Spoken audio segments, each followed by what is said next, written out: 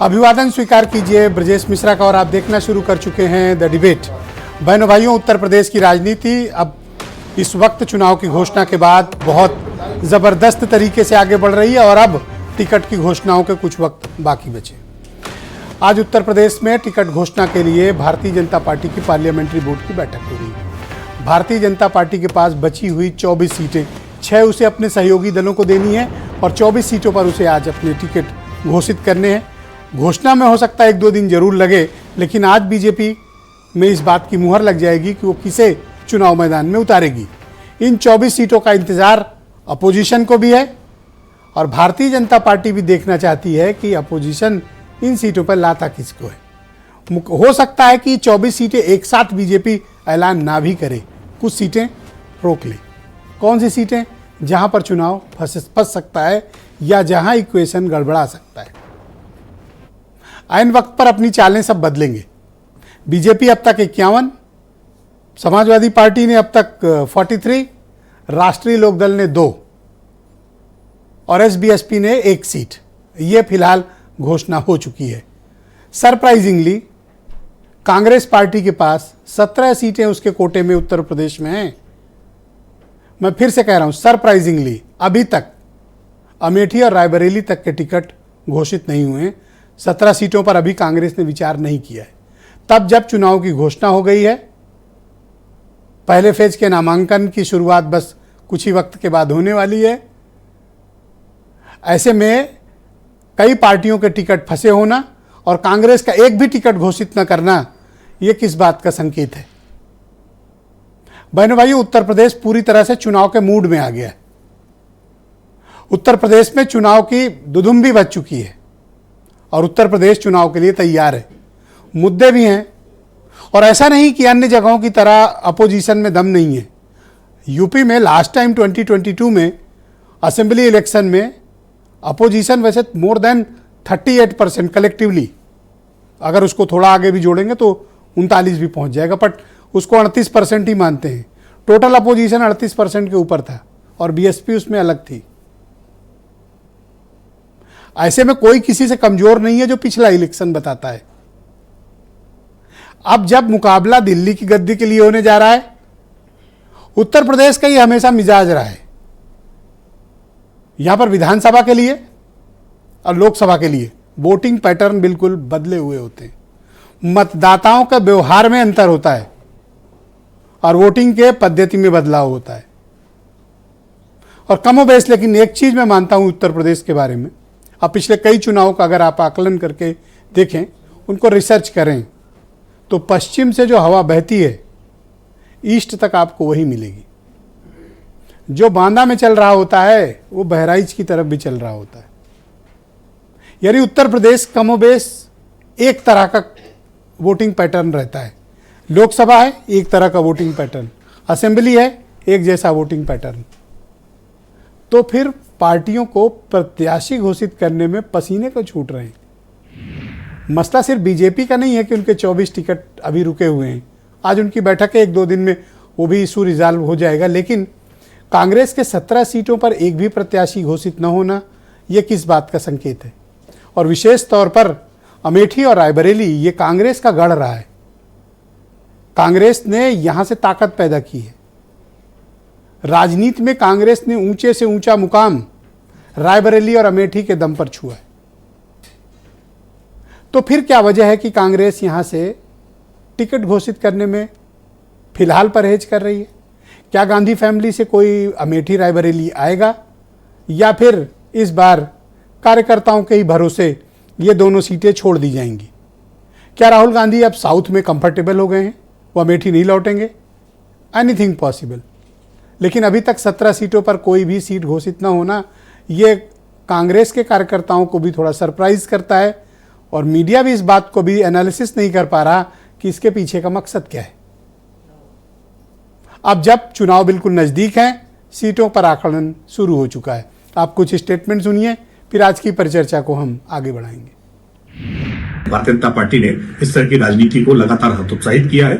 सबका साथ, सबका विकास, सबका विश्वास और सबका प्रयास, ये केवल नारा नहीं दिया है बल्कि इसको साकार करके दिखाया है। हर जाति से, हर वर्ग से, हर क्षेत्र से आज भारतीय जनता पार्टी ने प्रतिनिधित्व देने का काम किया। समाजवादी पार्टी ने 2024 के लोकसभा चुनाव के लिए अब तक जारी सूची में पीडीए का ध्यान रखा है।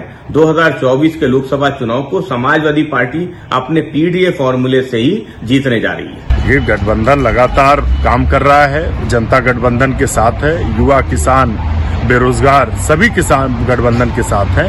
हम 40 से ज्यादा सीटें जीतेंगे मजबूती से, क्योंकि भारतीय जनता पार्टी अंदर से बुरी तरीके से डर चुकी है। बहनों भाइयों, आज की परिचर्चा को हम आगे बढ़ाएंगे। आनंद दुबे भारतीय जनता पार्टी के प्रवक्ता हैं, सुनील साजन समाजवादी पार्टी से हैं, सुरेंद्र राजपूत कांग्रेस कमेटी से हैं, अनिल दुबे राष्ट्रीय लोकदल से हैं, विजय उपाध्याय जाने माने पत्रकार और वीरेंद्र सिंह जी हमारे स्टेट हेड। आप सभी का बहुत शुक्रिया और धन्यवाद इस परिचर्चा का हिस्सा बनने के लिए। आनंद दुबे जी, मैं कार्यक्रम की शुरुआत आपसे करना चाहता हूं और आपसे ये जानना चाहता हूं कि 51 सीट घोषित करने के बाद आप भूल गए कि यूपी में बाकी सीटें भी घोषित होनी है। बैठकें तो मैं सुनता हूं कि रोज हो रही हैं, टिकट क्यों नहीं घोषित हो रहे हैं?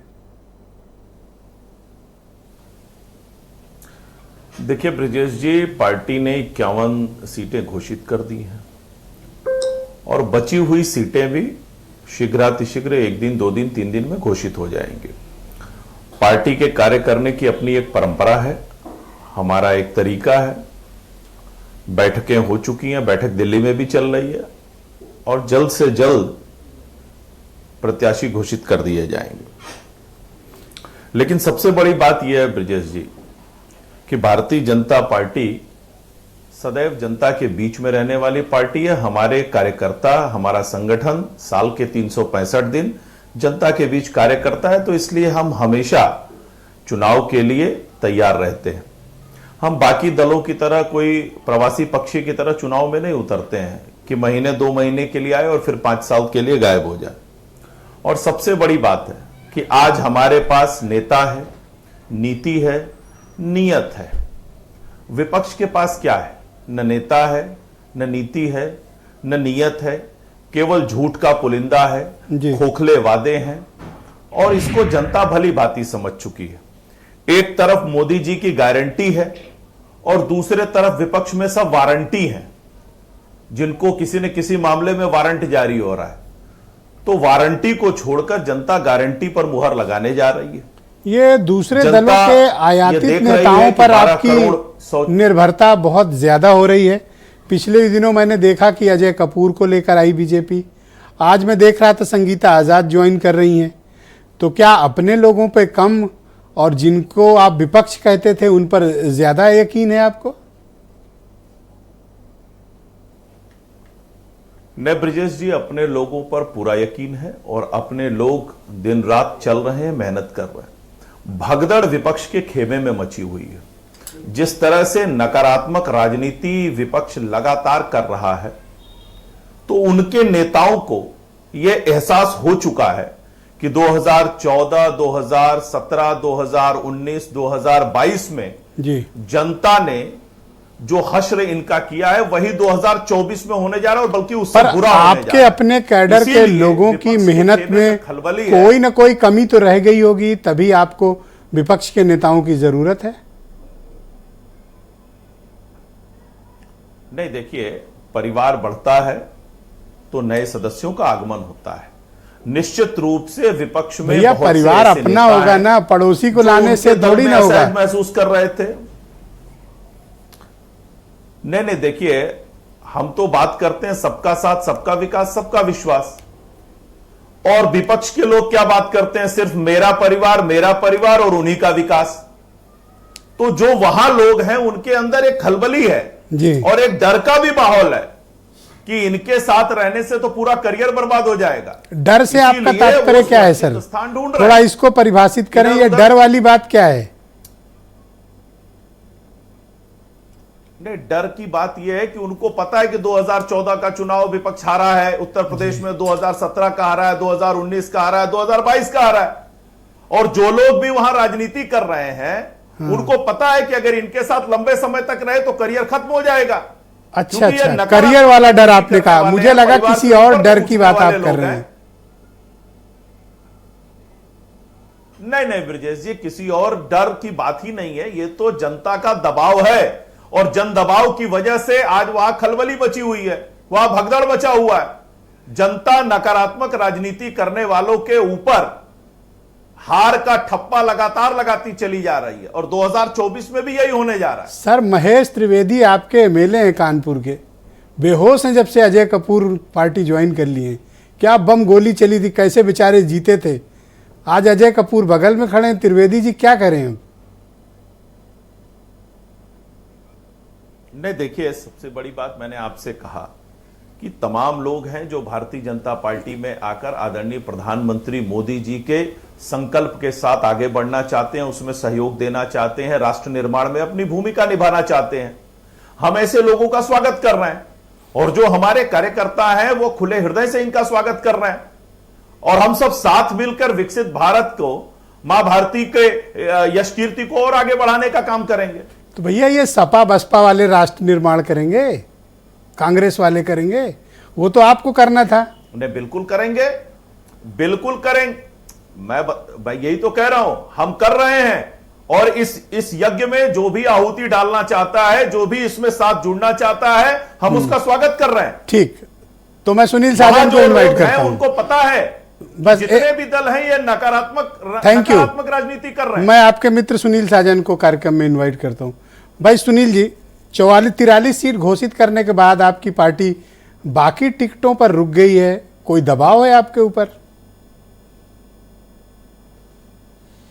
देखिए ब्रजेश जी, समाजवादी पार्टी पर कोई दबाव नहीं है। समाजवादी पार्टी उत्तर प्रदेश की वो पहली पार्टी है जिसने सबसे पहले लोकसभा के प्रत्याशी उतार दिए।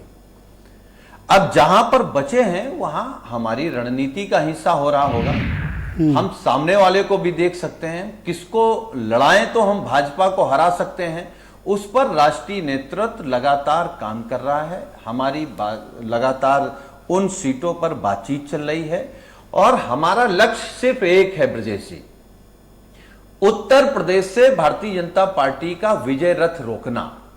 वो विजय रथ जो झूठ के पुलिंदे पर है, जो पिछड़ों का आरक्षण छीनने के बाद कह रहे हैं कि हम जीतने जा रहे हैं, जो दलितों का आरक्षण छीनने के बाद कह रहे हैं हम जीतने जा रहे हैं, जो लगातार जो पीडीए परिवार है, अभी ये परिवार की बात कर रहे थे, लेकिन ये जो मोदी जी का परिवार है वो असली दुश्मन है पीडीए परिवार का। वो पिछड़े, दलित, अल्पसंख्यक मुसलमानों का असली दुश्मन है। उनके हक छीनना, उनके अधिकार छीनना, उनको अपमानित करना, तो यही काम मोदी परिवार का बचा है। और मोदी जी का परिवार किस तरीके का परिवार है? सर एक सवाल है आपसे। देश का पैसा लूट के गए वो परिवार में है। पहले चरण के जिन टिकटों को आपने घोषित किया, आबरू लूट रहे हैं वो उनके परिवार, आपके यहाँ टिकटों को लेकर सर सिर्फ उठौल है, वो उनके परिवार का मेंबर है। आप मुझे सुन पा रहे हैं? आपके यहाँ टिकटों के बंटवारे के बाद बड़ी सिर्फ उठौल मची है। आपका पार्टी दफ्तर में ही आपके क्षेत्र के नेता मौजूद हैं, क्षेत्र तो जा नहीं रहे हैं, टिकटों के लिए आपका मुख्यालय घेरे हैं। ये सिर्फ उठौल क्यों चल रही है? मेरठ हो, नगीना हो, बागपत हो, ये क्या हो रहा है? अगर ब्रजेश जी हम आपकी बात को ही स्वीकार कर लें और आपकी इस बात को स्वीकार कर लें कि टिकट पाने के लिए सिर्फ उठौल चल रही है, तो इसका मतलब उत्तर प्रदेश में बात साफ है कि जो समाजवादी पार्टी हमारे गठबंधन का टिकट लेकर के जनता के बीच जाएगा, जनता उसका स्वागत करेगी, जनता उसको जिता करके सदन भेजेगी। और वहीं भारतीय जनता पार्टी में निराशा है, हताशा है, लाचारी है, बेबसी है, क्योंकि वो भ्रष्टाचार से घमंड में चूर हैं। वो पैसे एक सवाल और है आपसे, प्रशासन से चुनाव अभी हमारे आपके काबिल दोस्त आनंद दुबे कह रहे थे कि राष्ट्र निर्माण में कुछ लोगों की जरूरत है। क्या आपकी पार्टी से कुछ और लोग भी राष्ट्र निर्माण के लिए इच्छुक हैं? देखिए ब्रजेश जी, इनका जो राष्ट्र भक्ति है, राष्ट्रवाद है, इनका राष्ट्रवाद हमारे आपके राष्ट्रवाद जैसा नहीं है। इनके यहां सबसे बड़ा राष्ट्रवादी कौन? जो सबसे बड़ा लुटेरा, जिसकी सीडी बन जाए, जो झूठ बोल ले, जो जहर उगल ले, जो नफरत फैलाए, जो जातियों में लड़ाए, जो धर्म को लड़ाए, जो पिछड़े और दलितों का आरक्षण छीन ले, वो इनके यहां सबसे बड़ा राष्ट्रवादी है। हमने आपने जो पढ़ा है राष्ट्रवाद, वो राष्ट्र का मतलब पूरे राष्ट्र को एक नजरिए से देखना, सबकी तरक्की के लिए सोचना। पर सर आपके यहाँ से भी 8 लोग 8 विधायक अभी राष्ट्र निर्माण के कार्य में चले गए। संगीता आजाद चली गई बीएसपी से, अजय कपूर देखिए चले गए। अपोजिशन तो बीजेपी की तरफ जा रहा है ना, आकर्षण तो वहां है। ये राष्ट्र निर्माण में नहीं जा रहे हैं, ये कुछ डरे हुए लोग हैं, कुछ बिके हुए लोग हैं, कुछ अपने निर्माण के लिए जा रहे हैं। 3 कैटेगरी है, 3 के अलावा चौथी कोई कैटेगरी नहीं है। तो राजनीति में हर कोई अपने पॉलिटिकल इंटरेस्ट को प्रोटेक्ट करता है, इसमें कौन सी ऐसी बात है? नहीं, ठीक बात है, तो हम तो स्वीकार कर रहे हैं ना। एक डरे हुए लोग चले जा रहे हैं, एक बिके हुए लोग चले जा रहे हैं, और एक सिर्फ जनता की न सोच करके, अपना सोच करके चले जा रहे हैं। ठीक, मैं आपके मित्र कुछ बुरा नहीं कह रहे, सुरेंद्र राजपूत जी को इनवाइट करना भाजपा चाहता के साथी हैं जी। ठीक बात है, सुरेंद्र राजपूत जी मेरे साथ मौजूद। सुरेंद्र जी आपका स्वागत। ये सब लोग पूछ रहे हैं कि ये 17 वाले टिकट करने में कोई परेशानी है? नहीं, हमारी कल यात्रा संपन्न हुई है और आज और कल हमारी मीटिंग है। कल शाम तक आपको सारे के सारे टिकट मिल जाएंगे, 17 के 17 कल शाम तक? हाँ, कल शाम तक लगभग सारे टिकट हो जाएंगे। ये वायदा करके जा रहे हैं? हाँ, मेरी जो जानकारी है मैं उस हिसाब से वायदा करके जा रहा हूँ आपसे। अब तक क्यों नहीं हो रहे थे, कोई परेशानी थी? नहीं, चर्चा होती है, सारी की सारी चर्चाएं होती हैं। भारतीय जनता पार्टी का क्या रुख है, फलानी जगह का किसी और आदमी का क्या रुख है, हमारी सहयोगियों से भी बात हो रही है, और उसके अलावा हमारी यात्रा भी चल रही थी उत्तर प्रदेश को लेकर के। चूंकि सभी लोग जो स्टेक होल्डर थे, चाहे वो श्री राहुल गांधी जी हों, मल्लिकार्जुन खड़गे साहब हों, बाकी सब लोग यात्रा में थे, सब लोग। अब कल शाम को यात्रा संपन्न हुई है, आज और कल एक मीटिंग है, कल शाम तक आपको सारे रिजल्ट मिल जाएंगे टिकट। बहुत देर नहीं कर रहे हैं आप? नहीं, ऐसा नहीं है। जिन लोगों को, कुछ लोग हमारे ऐसे हैं जिनको ग्रीन सिग्नल दिया जा चुका है, वो क्षेत्र में हैं ऑलरेडी, और क्षेत्र में वो चुनाव पूरा लड़ रहे हैं। मैं 2 नाम जानना चाहता हूं जिनको अमेठी रायबरेली से ग्रीन सिग्नल दिया गया। अमेठी और रायबरेली से हिंदुस्तान का या उत्तर प्रदेश का एक एक कांग्रेसी चाहता है कि गांधी परिवार से कोई चुनाव लड़े, लेकिन ये गांधी परिवार को और CWC को डिसाइड करना है कि कौन वहां से चुनाव लड़ेगा। हमारा एक एक कार्यकर्ता चाहता है श्री राहुल गांधी जी और श्रीमती प्रियंका गांधी जी वहां से चुनाव लड़े। जहां से कांग्रेस ने ताकत पैदा की, अभी मैं जब ओपनिंग में भी बोल रहा था ये बात, इतना असमंजस में क्यों है? मसला असमंजस का है ही नहीं, बिल्कुल भी मसला तो लेट्स डिक्लेयर। नहीं, मैंने कहा ना आपसे कि कल तक हो जाएंगे। जब मैंने आपको एक डेट कह दी कि कल हो जाएंगे, तो उसमें आप किसी भी तरीके से इस बात को कर लें, हम तो, हमारा जवाब वही रहेगा, कल तक हो जाएंगे। तो कौन लड़ेगा? सोनिया जी तो लड़ेंगे नहीं। मैंने कहा आपसे कि एक एक कांग्रेसी चाहता है कि श्री राहुल गांधी जी चुनाव लड़े, रायबरेली अमेठी जहां से चाहें, और प्रियंका जी चुनाव लड़े रायबरेली अमेठी से, जहां से, दोनों जगह में से जहां से चाहें। हम पूरा एक एक कांग्रेसी चाहता है जी जान से चुनाव लड़ाने के लिए और उनको ऐतिहासिक रूप से विजयी बनाने के लिए। हम तो चाहते हैं, हम तो बहुत स्पष्ट रूप से। कुछ लोग ये भी जिज्ञासा बस पूछ रहे थे कि ऐसा तो नहीं कि प्रत्याशी नहीं मिल रहे? अब ये तो देखिए, भारतीय जनता पार्टी और उनका नहीं, सुनील साजन मदद को तैयार है आपकी, ऐसी बात मैं आपको नहीं, सुनील साजन जी से और हमारा कहीं कोई अंतर नहीं। हम तो दोनों मिलकर के 80 की 80 सीटों पर चुनाव लड़ रहे हैं, और 80 की 80 सीटों पर सिंबल किसी का भी हो चुनाव, लेकिन सारी पार्टियां मिलकर के लड़ रही हैं। तो ये तो, इसमें तो कहीं कोई दो राय नहीं है। दूसरी बात मैं आपको बताऊं कि आप हमसे पूछ रहे, हम तो सिर्फ 17 सीटों पर है ना, अभी 23 सीटों पर 2-4 भी घोषित करते तो सवाल नहीं होता। हम तो एक साथ 17 घोषित कर देंगे ना। हमने तो कहा आपसे कि हम एक साथ 17 घोषित कर देंगे। अब नानी को मुंह छाएगी तब नाना कहेंगे, नहीं, यही आप बोलते थे ना पहले। नहीं, नानी को यही नहीं का ना, जब बुआ को मुंह छाएंगे तब उसको चाचा कहेंगे। आपके साथ भी वही हो गया सर? नहीं, ऐसा नहीं। हम तो एक चीज जानते हैं, इनको बड़ी हंसी आ रही सुनील को आज। नहीं, सुनील भाई तो हंसना चाहिए, क्योंकि हम लोग चुनाव जीतने जा रहे हैं सब लोग मिलकर के, तो उनको हंसना भी चाहिए। हम तो आपसे 2-3 बातें बड़ी स्पष्ट करते हैं। आज की डेट में टिकट किसको मिलेगा, किसको नहीं मिलेगा, लेकिन ये चर्चा क्या नहीं होनी चाहिए कि इलेक्टोरल बॉन्ड किसको मिला और किसने कौन सा ठेका लिया? क्या ये चर्चा नहीं होनी चाहिए कि इलेक्टोरल बॉन्ड के लेने से पहले ईडी किसके घर गई और उसके बाद इलेक्टोरल बॉन्ड मिले? ये नहीं चर्चा होनी चाहिए कि सीबीआई ने किसके यहां छापा मारा, उसके बाद फिर भारतीय जनता पार्टी को चंदा मिल गया। ये नहीं चर्चा होनी चाहिए कि इनकम टैक्स की रेड किस किसके यहां पड़ी तो उसके बाद भारतीय जनता पार्टी को चंदा मिल गया। यह नहीं चर्चा होनी चाहिए कि 140 करोड़ के बॉन्ड सिर्फ एक कंपनी को मिलते हैं, उसको 14,000 करोड़ का बंबई का ठेका मिल जाता है। चर्चाएं जो है ना आज की डेट में विषयांतर करने की जो बातचीत चल रही है, कहीं पर टिकट को लेकर अच्छा, आपको चंदा नहीं मिला होगा शायद इलेक्ट्रल बॉन्ड से? चंदा मिला हमको। मिला है? हाँ हाँ। कितने का मिला? हम तो कहते हैं चंदा हमें लगभग 1100-1200 करोड़ का मिला है सर। 1942 करोड़ का चंदा कांग्रेस को मिला है, वो भी 2017 से लेके 2024 हाँ, तक। इलेक्टोरल 1942 हम करोड़। तो हमारी तो एक बहुत स्पष्ट है कि आप हमारे 1100-1200 की हमें जानकारी है, आप हमारे 1200 करोड़ का चंदा हम तो कहते हैं सार्वजनिक करिए। अगर हमने उसके बदले चंदा लेना कोई अपराध थोड़े है, लेकिन उसके बदले आप मुझे बताइए जिसके यहां इनकम टैक्स की सर्च चल रही हो, अगर हमने उससे चंदा लिया हो या उसको कोई लाभ दिया हो, जिसके यहां पे इनकम सीबीआई की रेड चल रही हो, क्योंकि हम तो सरकार में है नहीं, जिसके यहां सीबीआई की, ईडी की, इनकम टैक्स की रेड चल रही हो, उसके यहां से अगर सत्ताधारी दल चंदा, उसके यहां से विपक्षी चंदा लेता, ये भी तो कितनी ताकत की बात है कि सत्ता से बाहर हो जी, तब भी इतने पैसे आ रहे हैं। नहीं, मैं आपको फिर से एक बात कहता हूं ना, ये तो ये सुनील साजन की पार्टी 10 करोड़ पाई। ब्रजेश भाई देखिए, कुछ चीजें जनता के सामने स्पष्ट होनी चाहिए।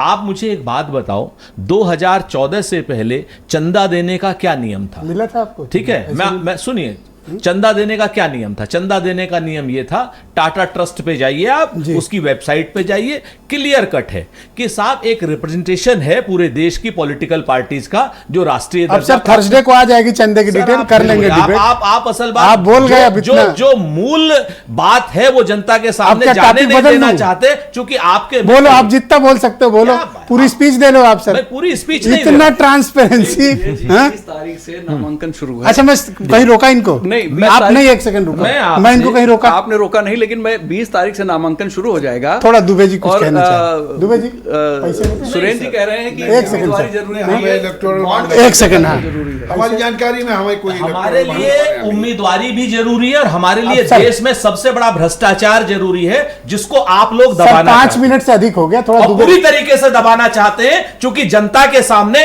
भारतीय जनता अभी पार्टी तो बोले भी का नहीं भ्रष्टाचार ना आ जाए। क्यों इनके ऊपर चिल्ला रहे? अरे नहीं, अभी इन्होंने कहा अभी नहीं बोले, अभी नहीं बोले। उम्मीदवारी से ज्यादा जरूरी देश के लिए यह है कि कितना। अच्छा, 4 मिनट से आप क्या बोल रहे हो? यही तो बोल रहे हो ना। अब थोड़ा दुबे जी बोले, सर अलाउ करते हैं। चलो, कांग्रेस की अनुमति मिल गई, आप बोलो दुबे जी। पैसे मिले आपको? नहीं, हमें तो कोई इलेक्ट्रॉनिक बॉन्ड हमारे यहाँ नहीं मिला। अरे, और मिलना चाहिए। नहीं, अब नहीं किसी ने दिया तो जो है जहां आपके यहाँ कोई बाहर नहीं डाल गया जैसे टीएमसी वालों में और जेडी वालों में? नहीं, वो और जगह डाला है, राष्ट्रीय लोकदल में नहीं आया है। मैं आपसे एक सवाल ये जानना चाहता हूँ कि टिकटों की घोषणा ऑलमोस्ट बीजेपी उस एरिया में कर चुकी है, हालांकि कई टिकट रुके हुए हैं। आप उनके साथ ज्वाइंट कैंपेनिंग अभी तक शुरू नहीं किए हैं, कारण मुझे एक भी सभा ज्वाइंट दिखी नहीं। ज्वाइंट कैंपेनिंग शुरू होगी। ज्वाइंट कैंपेनिंग ये भारतीय जनता पार्टी को तय करना है कि उनके 78 एनडीए के अन्य 78 उम्मीदवार हैं, हमारे 2 उम्मीदवार हैं, और 2 जगह जहां हम लड़ रहे हैं वहां पर ज्वाइंट कैंपेनिंग चल रही है। दोनों दलों के कार्यकर्ता उन जगहों पर लगे, और हम लोगों ने अपनी प्रदेश की कार्यकारिणी, प्रदेश के जिला शहर अध्यक्षों को बुला करके हमने पूरे उत्तर प्रदेश के में कहा है कि आप अपने जिले में कोऑर्डिनेशन करके जो भी एनडीए का उम्मीदवार जहां है, पर बागपत में ज्यादातर जगह पर लड़ाने का काम करिए। बागपत में ज्यादातर बीजेपी आपको छूने के लिए तैयार नहीं, उनके पदाधिकारी कार्यकर्ता आपकी सभाओं में नहीं आते, ये आपको पता नहीं कहाँ से सूचना है। भारतीय जनता पार्टी फोटो तो दिखाओ मुझे। नहीं, आप फोटो दिखाओ मुझे। नहीं, सोशल मीडिया पे सारी चीजें हैं, अखबारों में है वहां के, आप उसको आप मंगा सकते हैं। उसमें कहीं भाई उनकी जीती सीट 2 बार आपके घर आपके पार्टी के 2 बड़े नेताओं को हरा के जीते, अब आप चले गए, वो सीट ले लिए उनसे। अब ये तो कोई बात हुई? ये तो अलग का विषय है, इन विषयों पर जाने की जरूरत। क्या करें वहां बीजेपी के नेता कार्यकर्ता? आज की स्थिति में नहीं, वो क्यों उस सीट के लिए जीत किया आपने? नहीं, हमने जिद की या नहीं की, ये तो नेताओं के बीच तो अब नहीं सपोर्ट कर रहे हैं वर्कर, अब लोग सब सपोर्ट कर रहे हैं। वो कहीं आपको उसमें बहुत झगड़ा लगाने की जरूरत नहीं है। आप बस झगड़ा लगाने का काम करिए। वो पूरे उत्तर प्रदेश में गठबंधन मजबूती से, इनके प्रोग्राम में वर्कर ना है बीजेपी के और कह रहे हैं कि आप लड़ा, आपको ब्रजेश जी नहीं आ रहे हैं। नहीं, आप उसमें बहुत ज्यादा वो मत लगाइए नमक मिर्च। जो है हमारे आप पूरे पश्चिमी उत्तर प्रदेश में राष्ट्रीय लोकदल, अच्छा जिससे भी सवाल करते हो वो तुरंत गुस्सा हो जाता है। सारे लोग जो है राजपूत गुस्सा, ये कह रहे हैं मिर्चा लगा रहे हो, मिर्चा लगा रहे हो। मैं पूरे उत्तर प्रदेश में तो 80 के 80 की बात आनंद दुबे जी भी कर रहे हैं, मैं भी कर रहा हूँ। अच्छा, अगला सवाल उत्तर प्रदेश में तो एक भी सीट खाता किसी का नहीं खुलने वाला। अगला सवाल आपको ज्यादा तिलमिला, नहीं आप जो भी करिए, हमें कोई तिलमिलाट नहीं होगी। आप बोलिए। ये अनिल कुमार को क्या विभाग मिला? नहीं, विभाग बताओ बस। नहीं, विभाग विज्ञान प्रौद्योगिकी मिला। अभी तक ज्वाइन नहीं किया, क्यों? नहीं, वो क्या कोई गुस्सा है? वो प्रचार कर क्या रहे हैं। आप विभाग बदलवाना चाहते हैं? सुन लीजिए, अरे क्या? सवाल तो पूरा हो जाए। आप समझ गए, इसलिए आप तुरंत तिलमिला गए। नहीं, हम तिलमिलाए नहीं, हम बता। तो क्यों नहीं ज्वाइन कर रहे हैं विज्ञान प्रौद्योगिकी में? 3 दिन हो गया। आ जाएंगे, ज्वाइन भी कर लेंगे। और उसमें विभाग का क्या मतलब? मुझे तो पता चल रहा है कि वो दबाव बना रहे हैं। कोई दबाव नहीं है, विभाग कोई छोटा बड़ा नहीं होता। माननीय मुख्यमंत्री जी ने जिसको जो उचित समझा वो विभाग दिया, उसी विभाग में अच्छा करके दिखाएंगे। ये कोई राजभर जी अच्छा और बुरा आप किस सेंस में? राजभर जी दूसरे दिन में ज्वाइन कर लिए। नहीं, राजभर जी आप क्यों नहीं कर रहे हो? नहीं, हमारे लोग, हम उनका कार्यक्रम लगा हुआ है, वो बिजनौर में कैंपेनिंग कर रहे हैं। जब तक यहाँ ज्वाइन नहीं करोगे ना बागपत में, वो फिर मिलेगा नहीं सपोर्ट, बता दे रहे हैं। नहीं, वो सब जगह सपोर्ट मिलेगा, वो कहीं कुछ नहीं, सब बहुत उत्साह है। और विभाग को लेकर मैं ये नहीं समझ पा रहा हूँ कि आप किस सेंस में कहना चाहते हो। विभाग कोई छोटा बड़ा नहीं होता। विभाग जो ये छोटा बच्चा है, इन्हें नहीं पता मैं किस सेंस में कह रहा हूँ। ये छोटे बच्चे नहीं, इन्हें नहीं पता कुछ कह रहे हो। तो विभाग होता है। ये बहुत छोटे बच्चे, इन्हें कुछ नहीं पता कि मैं किस सेंस में कह रहा हूँ। वाह दुबे जी। विजय उपाध्याय जी मेरे साथ मौजूद हैं, बहुत ही जाने माने पत्रकार हैं। आपका स्वागत। मैं जानना चाहता हूं कि सीटों के घोषणा में सभी पार्टियों ने अचानक से ब्रेक मार दिया है, क्यों? नहीं, देखिए, जो आसान सीटें थी उस पर सबने घोषित कर दिया। प्रोपोर्शनेट देखेंगे तो 63 सीटें समाजवादी पार्टी के पास हैं, वो 42 करीब कैंडिडेट उन्होंने उतार दिए हैं। बीजेपी जिन 74 सीटों पे उनको चुनाव लड़ना है, उन्होंने उसमें से 51 पे अभी अनाउंस कर दिए हैं। बाकी सीटें कॉम्प्लिकेटेड है, कई जगहों पे लोकल इक्वेशन बहुत इम्पॉर्टेंट होता है। इस चर्चा में अभी बात नहीं आई है, लेकिन बीएसपी जिस तरह से कैंडिडेट खड़े कर रही है वो बहुत ही इम्पॉर्टेंट है आगे के चुनाव को देखते हुए। उनको बहुत बारीकी से वॉच करने की ज़रूरत है। बीएसपी ने जिस तरह से कैंडिडेट प्लेस किए हैं वो काफ़ी रिसर्च करके काम कर रही हैं। उसका इम्पैक्ट जो भी आएगा चुनाव पे निश्चित तौर पर मतलब कौन सी रिसर्च है? नहीं, तो कास्ट की रिसर्च है या कास्ट की रिसर्च है? जो अभी हमारे दुबे जी समझ नहीं पा रहे थे वो। हाँ बिल्कुल, दुबे जी समझ रहे हैं, लेकिन राजनीति की अपनी मजबूरियां होती हैं। तो अब बाकी पार्टी, देखिए, हर पार्टी की अपनी एक स्ट्रेटजी है। किसी को कब कैंडिडेट घोषित करना है या घोषित नहीं करना है, या पार्टी की प्रायोरिटी क्या है, ये पार्टी स्वयं तय करती है। उसमें जैसे हम लोग तो एडवाइजर नहीं हो सकते, बिल्कुल हमारा। अच्छा, बीएसपी की जो लिस्ट मैंने आपने देखी, आपने अच्छा किया इसका जिक्र कर दिया। अभी मैंने जो उनके 8-10 टिकट देखे जो अनऑफिशियली, अभी ऑफिशियली तो घोषित नहीं, हाँ अनऑफिशियल, लेकिन मैंने देखा कि 4 ब्राह्मण उतारे हैं, 4 मुसलमान उतारे हैं, 1 जाट उतारे हैं, एक और कोई ओबीसी दिए हैं, प्रजापति ओबीसी हो। हाँ, लेकिन प्लेसमेंट देखिए, क्या वो फिर से फार्मूला ब्राह्मण मुसलमान दलित? नहीं, वो उन्होंने बहुत ही सधे हुए टिकट दिए हैं। और मैं तो इसलिए मुझे लगा कि ये इस पे यहाँ बात करनी चाहिए। अब जैसे अयोध्या में ब्राह्मणों को मतलब वहाँ टिकट मिल रहा है, ये कहने का मतलब? हाँ, अयोध्या में उन्होंने ब्राह्मण दिया है। अकबरपुर भी ब्राह्मण दिया है। हाँ। जहाँ पे नोएडा भी दिया है। अब आप देखिए, और वह मेरठ भी दे दिया। और ये जैसे अकबरपुर है, वहाँ पे अम्बेडकर नगर, वहाँ पे ब्राह्मण प्रत्याशी बीजेपी का घोषित है और मायावती जी ने ब्राह्मण दे दिया वहाँ भी। और अयोध्या में लल्लू कोई एक्सपेरिमेंट हो रहा है कि मतलब ऐसा ही? मुझे लगता है कि बीएसपी अपने लॉन्ग टर्म विजन को लेके आगे बढ़ रही है। वो 2027 क्या है विजन? 2027 ओके, मुझे ऐसा लगता है। किस कम्युनिटी को लाना चाहते हैं? वो नहीं, वो देखिए, वो जो बीजेपी का सबका साथ सबका विकास है, उसमें वो माइनॉरिटी के साथ आगे बढ़ना चाहती हैं। मैं जो देख पा रहा हूँ अभी तक, जो 10 सीटें 11 सीटें उन्होंने अनाउंस किए हैं, माइनॉरिटीज पे ज्यादा फोकस है। माइनॉरिटी भी फोकस है, जहां माइनॉरिटी डोमिनेंस है वहां माइनॉरिटी पे फोकस है उनका। और जहां पे जैसे जनरल कास्ट अच्छा लड़ सकता है, जैसे अंबेडकर नगर उनकी अपनी सीट है, वहाँ से वो मेंबर ऑफ पार्लियामेंट रही, उस सीट को समझती हैं। रितेश पांडे चले गए तो उन्होंने एक नया ब्राह्मण उतार दिया। बहुत गुस्सा हो गए थे सुरेंद्र जी, थोड़ा सा उस पर क्लैरिटी दीजिए। ये अमेठी रायबरेली में प्रत्याशी तय नहीं हो पा रहे हैं कांग्रेस के। देखिए तो कांग्रेस गढ़ है, वहाँ तो लड़ना चाहिए। गढ़ तो कांग्रेस का कानपुर और अलीगढ़ वगैरह भी था, ये सब गढ़ थे कांग्रेस के। रायबरेली अमेठी तो मतलब वो फैमिली वो है ना। हाँ फैमिली होल्ड है वो, सेकंड घर कहती थी सोनिया जी उसको। तो ये तय करना है राहुल और प्रियंका को कि वो चुनाव लड़ेंगे वहां से, कौन किस सीट पे लड़ेगा। राहुल जी अमेठी लड़ेंगे या प्रियंका जी अमेठी लड़ेंगी, राहुल जी रायबरेली लड़ेंगे या प्रियंका जी रायबरेली लड़ेंगी, ये उस फैमिली की बात है। ये असमंजस क्या है, कांग्रेस सीटें घोषित क्यों नहीं कर पा रही? एटलीस्ट 2-4 तो करना चाहिए। जहां आपके प्रत्याशी जिनको ग्रीन सिग्नल करें वही के नाम आ गए होते। नहीं, मुझे लगता है कांग्रेस एक लार्जर पर्सपेक्टिव को लेके चल रही है। उनकी स्ट्रेटजी एक अलग डायनामिक्स पे चल रही है, अलग आर्बिट में चल रही है। और वो शायद जिस तरीके से सबको सरप्राइज देने की मंशा होगी। और क्या सरप्राइज? जैसे अब अचानक प्रत्याशी घोषित करेंगे तो कुछ ऐसा ही अद्भुत और कुछ तो नहीं घोषित करेंगे? नहीं, आप नहीं, देखिए हो सकता है ना भी घोषित करें, लेकिन सपा से भी मदद मिल रही है। मेरी जो जानकारी है कि प्रत्याशियों के चयन में कई जगह समाजवादी पार्टी ने कुछ सीटों पे उनको सुझाव दिए हैं। ये बात सुझाव दिए हैं, जहां वही मैंने कहा था कि भाई मदद ले रहे हैं क्या उधर से? बिल्कुल मदद और लेना भी चाहिए। अगर दोनों पार्टियां मिलके तो इनके पास नहीं है इसका मतलब? नहीं, इनके पास होंगे भी तो जिताओ। देखिए उत्तर प्रदेश में 80 सीटों के लिए योग्य उम्मीदवारों की बहुत कमी है। बेचैनी हो रही पर सुनिएगा सर। हाँ। योग्य उम्मीदवारों की बहुत कमी है, जिताऊ प्रत्याशियों की बहुत कमी है। नहीं सर, बोलना होता तो आपको देता। और जिताऊ प्रत्याशियों की बहुत कमी है। आपकी बेचैन हो रहे थे इसलिए मैंने थोड़ा समय दिया आपको। ऑलराइट, बीरेन जी भी आ गए हैं डिबेट में मेरे साथ। भाई बीरेन जी, टिकटें घोषित होनी थी, सभी पार्टियों की रुक गई हैं, इसका क्या संदर्भ है? देखिए, अब चुनाव तो है ही है, टिकट तो आगे पीछे घोषित हो ही रहे हैं सबके, लेकिन महत्वपूर्ण बात यह है कि मुकाबला कैसे होगा, कितना बड़ा होगा, और ये जो दावे हो रहे हैं ये इसका परिणाम क्या होगा। जब भाजपा का एक नारा है कि हम 70+ सीटें जीते, ऐसे में विपक्ष के सामने कांग्रेस और सपा ने एक इंडिया गठबंधन के साथ वो मजबूती से लड़ने के लिए आए। लेकिन मायावती के अलग होने से वो ताकत विपक्ष के पास बीजेपी के मुकाबले नहीं दिखती है। वो वोट बैंक का जो, चूंकि कांग्रेस के पास ज़्यादा सपोर्ट वोट बैंक का नहीं है, अकेले समाजवादी पार्टी अगर 32% 34% वोट ले भी आती है तो ऐसे में बीजेपी से मुकाबला करना 45% 50% के बीच में ये थोड़ा कठिन है।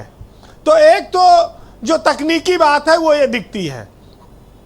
दूसरी बात देश में विकास की होती है। चुनाव में जब आता है विकास के लोग वोट मांगते हैं, लेकिन जब टिकट दिया जाता है तो ये देखा जाता है कि किस जाति का टिकट देने से कितना वोट मिल जाएगा, पार्टी का कितना वोट है, ये सब समीकरण बनाए जाते हैं। अभी मायावती की बात चल रही थी, मायावती टिकट देना उन्होंने शुरू कर दिया है तेजी से, लेकिन वो टिकट जो दे रही वो टिकेंगे कि क्या गारंटी है कि वो पता नहीं कब बदल जाए। तो टिकाऊ है कि नहीं, अभी तो जातियों का और उसका हम लोग कि फला जात को इतना दे दिया, ब्राह्मण को इतना दे दिया, दलित को इतना दे दिया, आगे पता नहीं कितना दिन टिकेगा, ये भी तो संशय है। टिकाऊ से आपका तात्पर्य क्या है? चुनौती हमेशा रहती है। टिकाऊ से आपका तात्पर्य क्या है? दूसरा, मायावती का जो दलित वोट बैंक है जी, भाजपा उसको लगातार अपने ओर खींच रही है।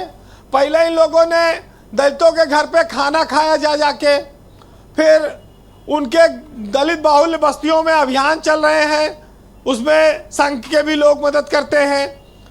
दलितों को जोड़ा जा रहा है तेजी से, उनके नेताओं को भी जोड़ा जा रहा है जी।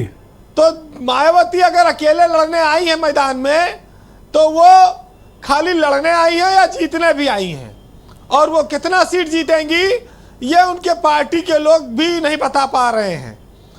और टिकट तो अब की बार बहुत ज़्यादा सीट, एक सीट पे बसपा बहुत दावेदार नहीं है, ढूंढना पड़ रहा है कि चुनाव कोई लड़ने वाला लोकसभा का मिला है।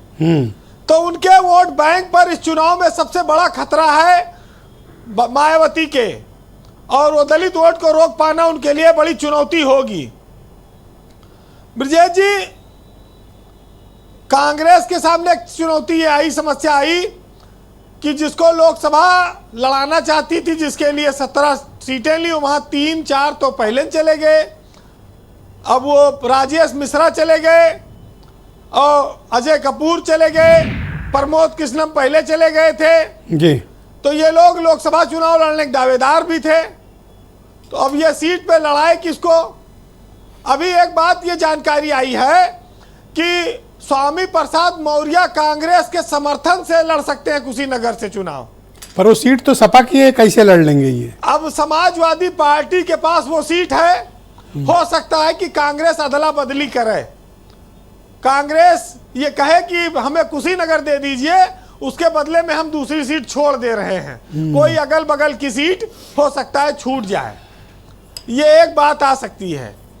अच्छा, भाजपा में भी एक विचित्रता देखिए कि राजेश मिश्रा भाजपा में आ गए और लड़का सपा के समर्थन से भदोही से टीएमसी से लड़ रहा है, जानी दुश्मन पार्टी से। नहीं, वो दूसरे राजेश हैं, वो गलत है, वो राजेश पति जी हैं। करेक्ट कर लिए। हाँ ठीक है। हाँ हाँ। अच्छा, दूसरा भाजपा एक फायदे में यह है कि राम मंदिर जब से बना है तो ये एक अकेला मुद्दा रहा कि इसका टेम्पू कमजोर नहीं हुआ।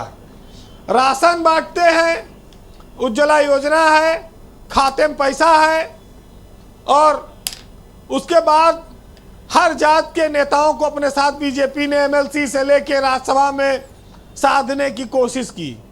तो जातिगत आधार पर अगर आप देखेंगे तो समीकरण तो बीजेपी ने अपने मजबूत बना ही रखे हैं, लेकिन आज तक ब्रिजभूषण के टिकट घोषित नहीं कर पाए। 51 सीटों पे आया था नाम, उसके बाद आज बैठक हो रही है दिल्ली में, लेकिन 29 में नाम में ब्रिजभूषण के अलावा मेनका गांधी और वरुण गांधी का भी टिकट है, संघमित्रा मौर्य का भी टिकट है, कि इनका सबका भविष्य क्या होगा। अभी बीजेपी इस पर कोई निर्णय नहीं कर पाई है। आप जैसे बोल रहे हो मुझे तो खतरा लग रहा है। लेकिन आज देखिए संयोग से अनिल दुबे भी बैठे हुए हैं।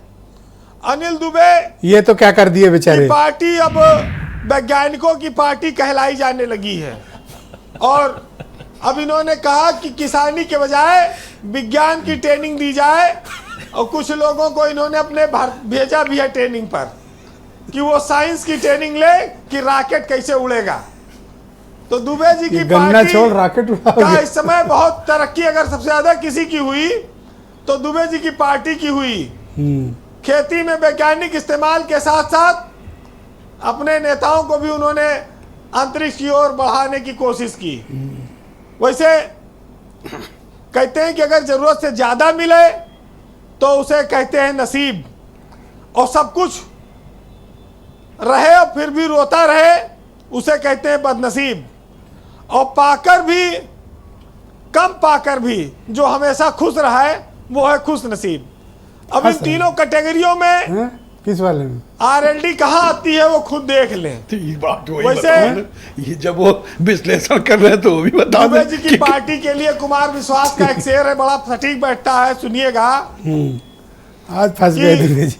कोई दीवाना कहता है, कोई पागल समझता है, मगर धरती की बेचैनी को बस बादल समझता है। मंत्रालय पर है कि मैं तुझसे दूर कैसा हूं, तू मुझसे दूर कैसी है, ये तेरा दिल समझता है या मेरा दिल समझता है। और कह रहे थे मैं नहीं समझ पा रहा हूं, आप समझा। तो धन्यवाद बीरेन जी, बहुत बहुत शुक्रिया आपका ग्राउंड जीरो से अपने इनपुट और पॉलिटिकल फीडबैक हम सब तक उपलब्ध कराने के लिए। बहनों भाइयों, भारतीय जनता पार्टी की संसदीय कमेटी की बैठक यानी पार्लियामेंट्री बोर्ड की बैठक हो गई है। उम्मीद की जा रही है कि अगले 24 घंटे में बीजेपी अपने कुछ नामों को घोषित कर सकती है और कुछ नाम रोके भी जा सकते हैं। डिबेट के पहले चरण में विपक्ष ने बड़े गंभीर आरोप इलेक्ट्रल बॉन्ड को लेकर भी भारतीय जनता पार्टी पर लगाए हैं। इसके अलावा टिकटों के वितरण और विपक्ष के नेताओं के बीजेपी में ज्वाइन करने पर भी कई प्रश्न खड़े हुए हैं। आनंद दुबे भारतीय जनता पार्टी के प्रवक्ता हैं और वो इन दोनों सवालों का जवाब देंगे। बोलिए आनंद जी। देखिए, अभी इन्होंने इलेक्टोरल बॉन्ड पे सवाल उठाया। ब्रिजेश जी, हमारे 303 सांसद हैं और हमारी पार्टी को कितना चंदा मिला है? 6000 करोड़। झूठ है। ये सब मिला के 242 है, इनको कितना मिला? 14,000 करोड़। एक एक सर बोल लेने दीजिए, फिर आप करेक्ट कर लीजिए। एक एक राज्य की सुन लीजिए, एक एक राज्य की पार्टी है जो राज्य से बाहर नहीं है, किसी को 1000 करोड़, किसी को कुछ, इस तरह से चल रहा है।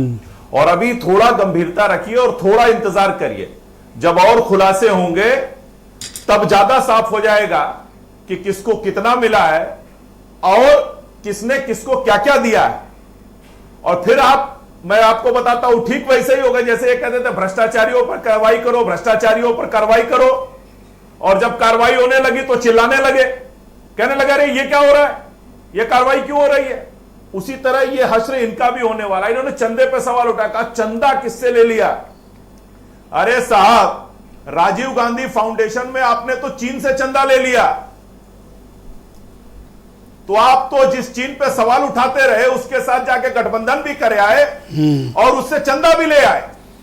अब दूसरे सवाल पर आ जाइए, पार्टी पे आप उठा रहे हैं। अब दूसरे सवाल पर आइए, आपकी पार्टी पर गंभीर आरोप लगे। एक चीज और बता दो, सुन लीजिए ब्रिजेश जी, मैं बता तो रहा हूं, कांग्रेस पार्टी की स्थिति यह है कि इनके पास लड़ने के लिए उम्मीदवार नहीं है। ये चिराग लेके उम्मीदवार ढूंढ रहे हैं, इनको उम्मीदवार नहीं मिल रहा है। लेकिन इतने बढ़िया उम्मीदवार सुरेंद्र राजपूत जी बैठे हुए, इन्हीं को लड़ा दो। कहां से? इनको नहीं लड़ाएंगे। कहां से? लेकिन चिराग लेके अरे सुरेंद्र राजपूत जी पूरे उत्तर प्रदेश में कहीं से लड़ सकते हैं। काफी यकीन करते हैं आप सुरेंद्र राजपूत की रायबरेली अमेठी की जो बात आपने कही है, अरे बिल्कुल बड़े भाई है हमारे, ठीक है।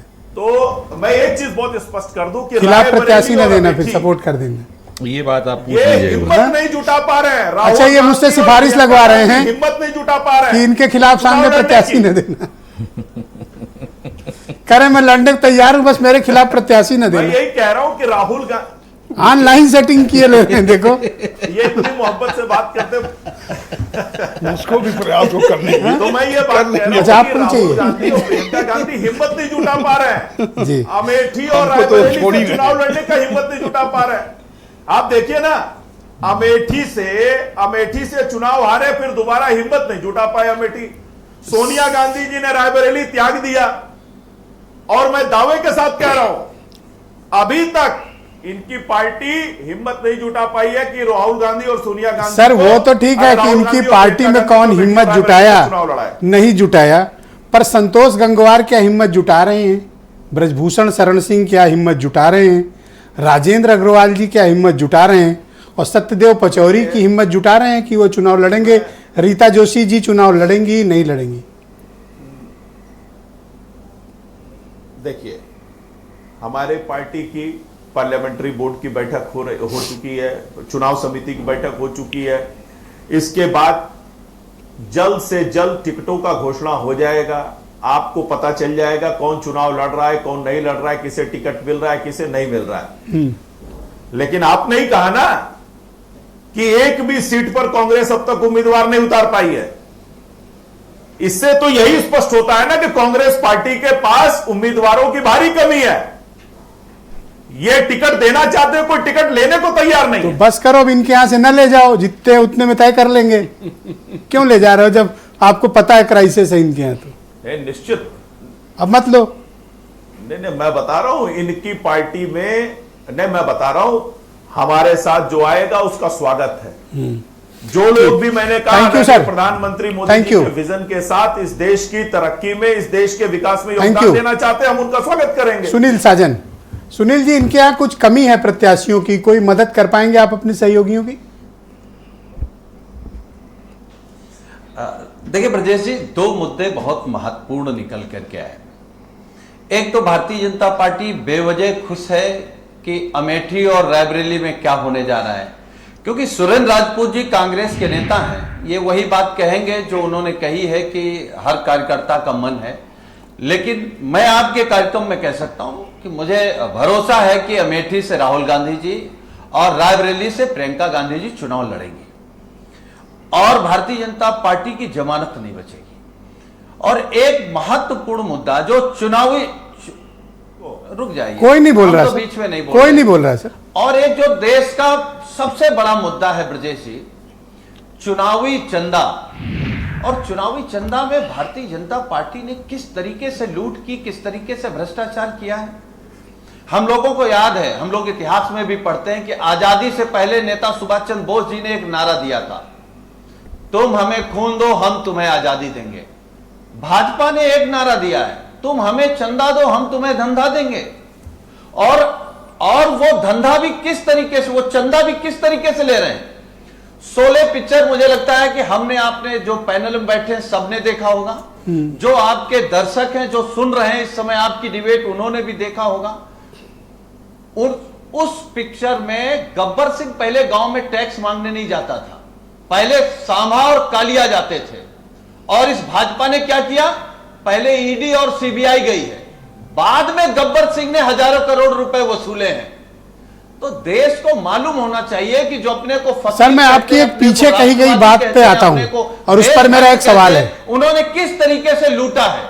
जो कांग्रेस के प्रवक्ता को बात नहीं पता कि अमेठी रायबरेली से कौन लड़ेगा, वो समाजवादी पार्टी के प्रवक्ता को कैसे पता है? नहीं, क्योंकि अब हमारा गठबंधन है, हमें और कांग्रेस में कोई अंतर नहीं, हमें ना सर, में कोई अंतर नहीं है अंतर। आप सपा के नेता हो और वो कांग्रेस के हैं, प्रत्याशी होंगे। आपको कैसे पता कि ये दो लड़ेंगे जो इनको नहीं पता? वो कहना नहीं चाहते, पता उन्हें भी है। ऐसा है? सुरेंद्र राजपूत जी कनेक्ट। मैंने तो आपसे बहुत स्पष्ट ये इतना इनको कैसे पता है? अरे बिल्कुल, क्यों नहीं पता होगा। सुनील भाई तो वैसे भी अमेठी के प्रभारी रहे हैं। सर, एक दिन कहा था तो आपको बुरा लगा था, मैंने कहा था झंडा सपा के दफ्तर में लगाए हैं क्या? नहीं, अब देखिए आपकी बात कौन कह रहे हैं, हमारा सपा वाले बता रहे हैं दुबे जी। सर सुनिए, हमारा झंडा जो है सर बिल्कुल दोनों का संयुक्त लगा हुआ है। सपा के दफ्तर में हमारा लगा हुआ, हमारे दफ्तर में सपा का लगा हुआ है। हमारे प्रत्याशी उनका झंडा लेकर के चल रहे हैं, उनके प्रत्याशी हमारा संयुक्त झंडा लेकर। लेकिन मुद्दे को मत भटकाइए।